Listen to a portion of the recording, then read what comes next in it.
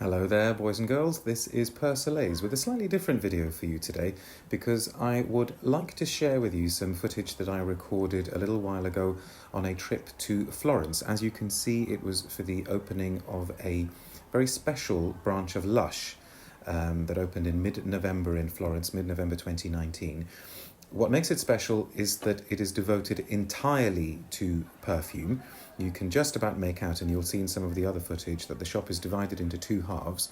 So the part that you're seeing at the moment is the perfume library, which includes many of the perfumes that some of you will remember from the Gorilla Perfumes brand. That brand has sort of been pushed to the side, and all of the perfumes that used to be Gorilla are now Lush perfumes.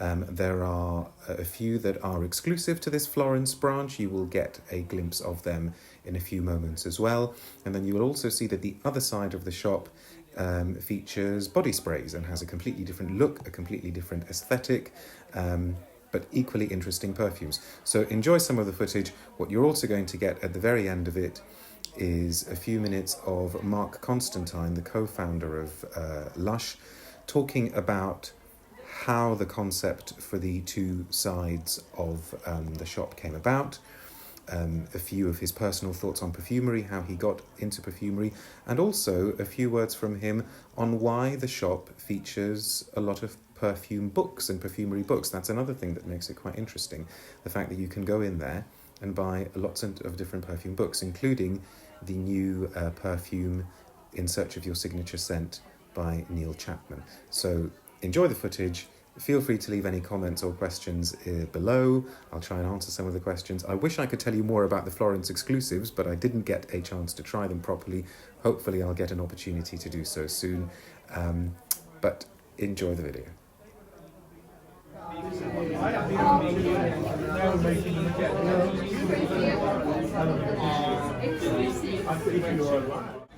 What happened to me with perfumery was I used to brief a perfumer, a guy called Jeff Brown. In fact, he was an antiques dealer, and he worked for a company called Dubois and Rousel, who made perfumes for other people.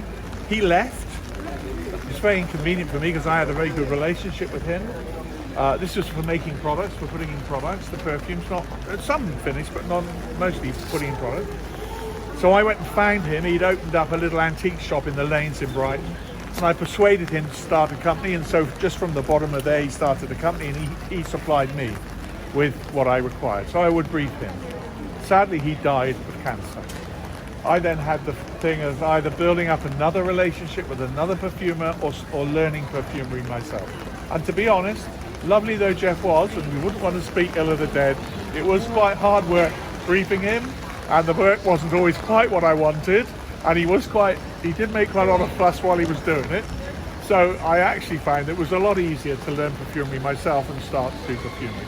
So I was making perfume products for myself, for the products, and we were putting them in, and they were nice enough. And I was making a perfume with my son Simon when he was still at art school. I can't even remember. We were supposed to be doing a surf range or something.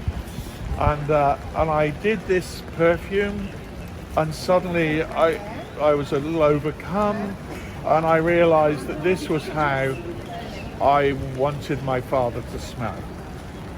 So I literally did have a sort of moment where I suddenly realized that I could express myself far more clearly through this than I was able to express myself with words, poetry, song, or anything. This was a medium of expression for me. And I've been fortunate enough that Lush has continued to sell this product, because it's not the most popular product we've ever done. Dear John. Ah, okay. Okay. So what happened was I did this perfume. It expressed for me my love for my father that I never knew. And I called it Dear John because in English, Dear John is the letter you get on abandonment. And so it was Dear John. And I never met my father. I didn't anticipate meeting my father. Then my best friend from school decided he would work on my family history. And then I got a text from him, which I'm still angry about, which said, found him alive. Heck, what's that? found him alive. You're supposed to sit me down, Jeffrey, and take it steady, not found him alive. I'd had advice from a friend that if you ever find your father, go straight away. So he lived in South Africa. My wife and my 3 children, myself, adult children, we all got on the plane and we went to see him, but we took dear John with us. And he loved it. He was bedridden.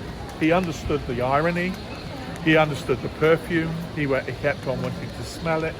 It's a lime and coffee, and it's things for me that when I didn't know much about men, because I was brought up by my gran and my mum and my aunt, and so for me, it's the smell of a dentist's breath when he's just had a cup of coffee before the school teacher's just passing. You know, that men were not part of my life until I was 12. So that was it. And one of my colleagues at work, when I said, so it was all to do with being able to bury your face in a jacket. This is what the perfume was about. So it was close and personal. You had to get close to the person to smell it. And my colleague at work said, yes, everything your father wasn't. Well, okay, so that's the romance of perfumery, isn't it? It wasn't supposed to be a true portrayal of him. But anyway, he loved it. I was able to express myself through that to him. He died 6 weeks after I met him. My sisters, my 2 new sisters that I met, were just wonderful, so graceful and lovely. When I been to the funeral, well, 2 things that as perfumistas you'll appreciate. One thing was, I wanted a jacket from him for me, and when I went into the bedroom to steal it, my sister was there laying them out on the bed. I said, well, great minds think alike. So I have that hanging always in my lab. And the other thing I did, which my son Simon thought was a bit spooky, was I went round his garden, because when you fly from South Africa home, it's the same time zone sort of thing. I don't quite understand how it works. But anyway, got a load of the verbena. I got everything off the trees that he had, went straight in and made something called Dad's Garden. Because having learnt that I can express myself more easily through perfumery than I can through my words or anything else, I just wanted to express my feelings. Okay, so that gives you how I became a perfumery. And so expressing things is quite interesting. That's this half in a way, okay? That's this half. Now we do the other half. I'm a keen bird watcher. You're a keen what, sorry? Bird watcher, really keen bird watcher. Okay, and I go off with my friends bird watching. English friends, and we go birding. Now for me, I like to shave in the morning. I like, my toiletries, and I like to have a shower, and I like to feel nice. I put on a fresh shirt and so on. These 3 guys are not like that. They sleep with their Coca-Cola or Pepsi and their optics in their shirt and their shorts, and then they get up and then they just go birding. There's nothing, to me that's a bit dirty, right? That's a bit dirty. I'm not very struck on that. And then I started to think about them, and they were very successful with the girls, despite the fact they were a bit dirty. How does that work then? And then I was thinking about it more and more and more, and I started to think about aphrodisiacs. Now, I don't really, for me, I think a smell, I do believe we have sort of genetic feelings for smells, right? So especially jasmine, rose, those materials that have such a long history. I see nothing wrong with us having some kind of genetic patterning to enjoy those things or feel that jasmine is an aphrodisiac, for example. But I really believe far more that the thing we use over and over and over again, so for example, if you brush your teeth before you make love, I think spearmint becomes an aphrodisiac. Yeah. And these guys, they at least had the good grace to brush their teeth before they made love. So, this was in my head, and I went back and I built up a perfume called Dirty, especially for them to just spray under their t-shirts. So I chose an industrial fly spray because, they needed plenty of it. And give him his due, the main guy, James Lister, still uses Dirty. So it must have been 15, 20 years ago I did it.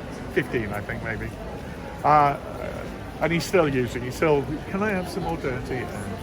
And also my son Simon, he broke that perfume into parts, and then we put some in a hair gel, some in a shower gel, some in the, so that when you had the sum of the parts, you smelled so dirty.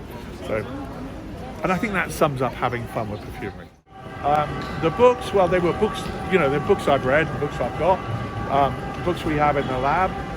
When we opened up in Liverpool, we did a small version of this, and we put some of the books out for sale, and then we had perfumers coming and people coming to buy them. I don't know why they're not all available online, but they don't seem to be easily available. So that's why we have the books in. But what surprised us was then the books sort of seemed to give some credibility to the perfume. People seem to think, well, if you've read this book, you might know how to make a perfume. Well, we might. I suppose if I have one simple thing for me personally that I would like to say to you about perfumery for me, I really like to combine it with music. So when you're going in those showers and there's some music playing, we play playlists when we're formulating. Yeah? We choose the music often before the perfume, and then that tends to come out. So the tracks in each place were tracks that we were listening to and were part of it when we formulated the product you're smelling in those three things. And I'm happy to talk at length about and play you songs that are part of that inspiration. Much more than, for example, I'm not very good on other people's perfumes. I don't really understand them. They don't appeal to me very much. I hope that's not rude to anyone. It's just not, you can see when it comes from self-expression, what other people are doing. I mean, I have a few opinions. If the perfumes are very short, I don't think a perfume should be short. I think it should be long, okay? But apart from that, that's the only opinion I have about other people's perfumes. Don't think it says much for the perfumer if it's short. I don't know why, I don't know what that is. What Petitgrade, short. Short, they're too short. They're just, it's not just that they go, but they're not a very long experience, you know. You know, I worked for a long time with Simon. I'm not working with him at the moment. We've suspended Gorilla for a little while he does whatever. He's left twice before he's left again.